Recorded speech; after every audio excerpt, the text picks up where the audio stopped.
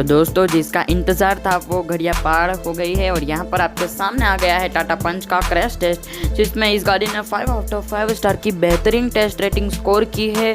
और ये गाड़ी इंडिया की सेफ गाड़ी बन जाती है। XUV 300 को भी इसने पीछे छोड़ दिया है और ये गाड़ी इंडिया की सेफेस्ट कार बन जाती है।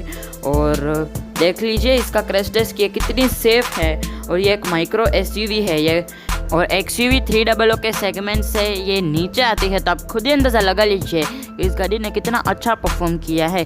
इस गाड़ी का फ्रंट कॉलिजन वार्निंग और साइड कॉलिजन वार्निंग भी टेस्ट किया गया है, जो कि आप अपनी स्क्रीन पर भी देखने वाले हैं।